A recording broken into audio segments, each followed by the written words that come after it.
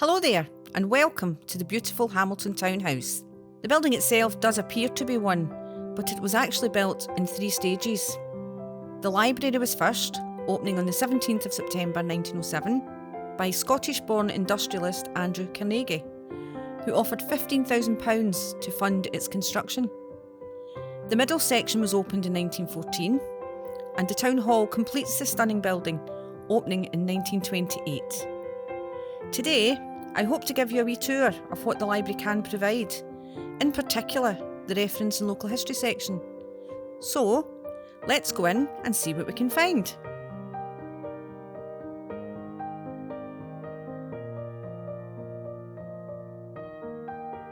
The lending library here provides some favourite and more familiar features of the world of libraries: best-selling authors, a vast range of reading material, spoken word and much more.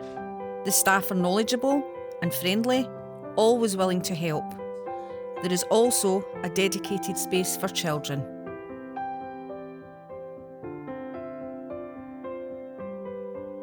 There is a lift to all the floors in the building, but I will take you up the stairs to the reference section. Of course, it is all about getting my steps up.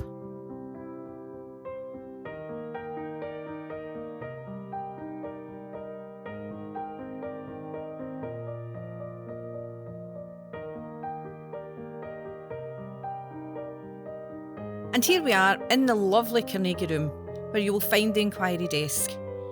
But we will have a wee look at this later on in the video.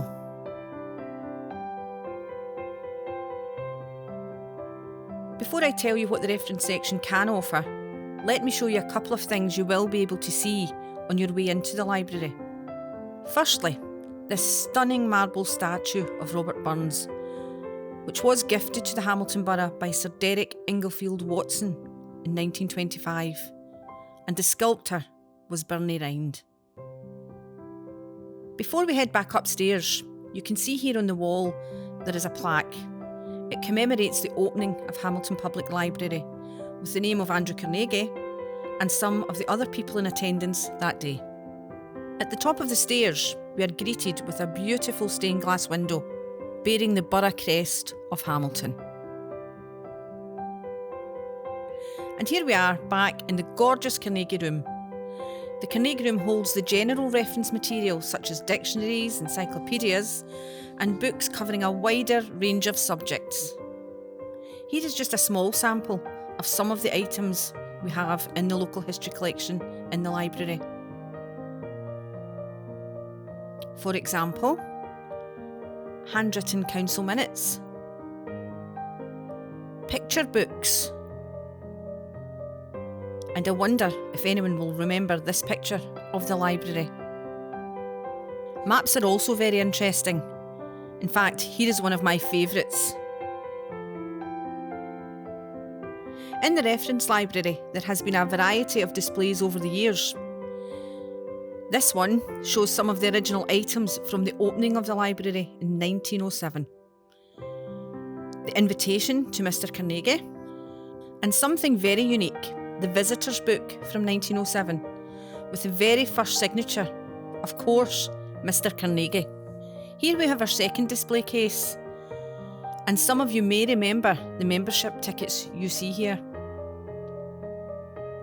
But take a look at the very first library tickets. These were presented to some of the dignitaries on the opening day. From time to time, the library did appear in the Hamilton Advertiser, and here is an article celebrating the 75th anniversary of Hamilton Library. This display is very special to Hamilton Library. The material you see here is on loan to us from local author Wilma Bolton, who has spent many years documenting the lives of coal miners and their families in the Hamilton area. The lamp you see here is actually in the photograph of the Cadzo miners you will see in a second. We thank Wilma for all her valued contributions to the library over the years. In 1953, there was a visit from Her Majesty Queen Elizabeth II and her husband Prince Philip to the Hamilton Townhouse. Do you recognise the balcony? Or maybe you can spot someone you know in the next photograph. These photos are courtesy of the Hamilton Advertiser. In the Carnegie room, there are 4 microfilm readers. This allows you to scan through reels of newspapers, census records, and some old parish records too. The machine you see here also prints. So, if you find that newspaper article about yourself, you can print it, take it home, show it to all of your family and friends. Fame at last.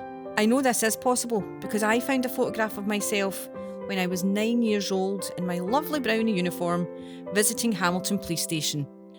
And no, I'm not going to give away the year. There are parts of the library that the public would not normally see. So let's take a wee peek at our gallery. One of the great collections we have here in Hamilton Library is the Hamilton Advertiser.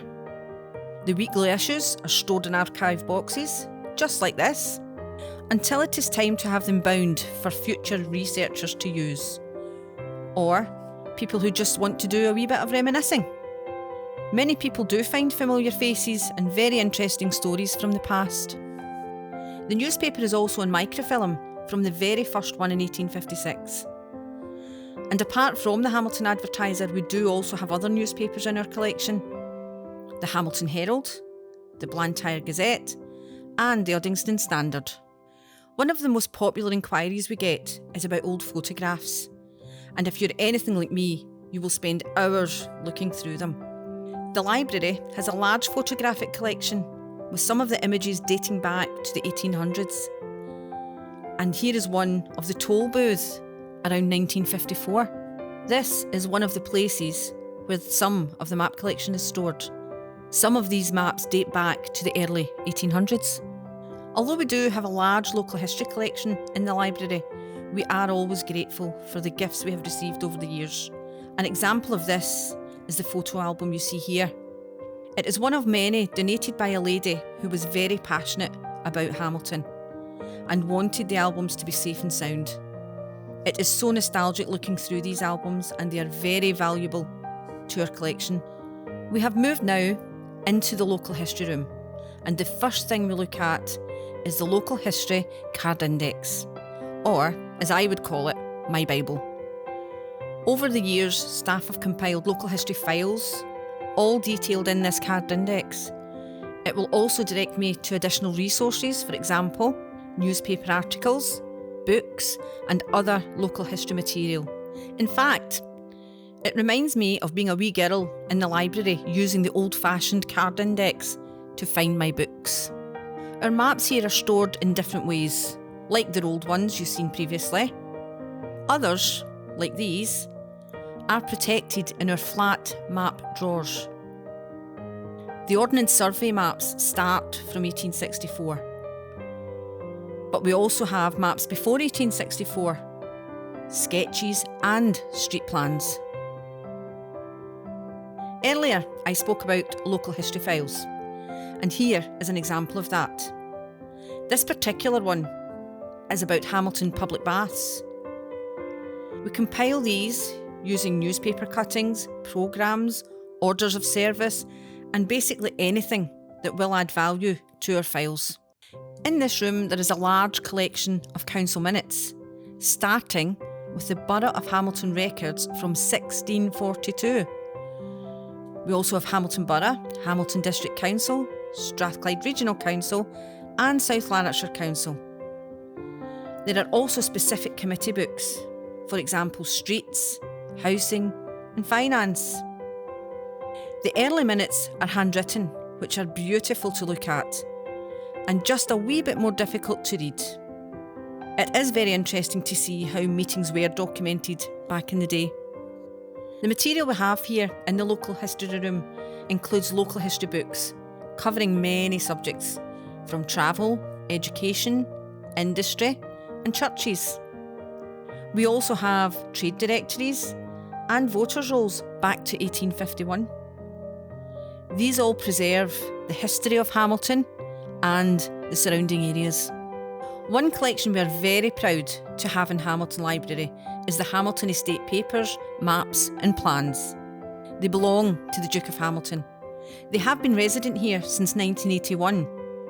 and many people use them, particularly for family history research, because they have found that one of their ancestors has actually worked on the Hamilton estate and they just want to know a wee bit more. Or maybe they are looking for that regal connection. Well, here we are back at the inquiry desk, and hopefully you will find a member of the Information Services team here very soon. We will do our best to answer any questions you have, and over the years they have been varied. For example, how do I register to vote? Who won the World Cup in 1930? That'll be Uruguay. Questions about family history or local history. One question though that did stump me. What are the numbers for Saturday's lottery? Well, I would be clever if I could answer that one, and rich. I really hope you have enjoyed a wee sneaky peek into Hamilton Library, in particular the local history collection here. If you did, my name is Angela. If not, you can call me Isa. I am sure that one day soon it will be possible to visit the library and I can meet friends old and new. Stay safe and thank you for watching.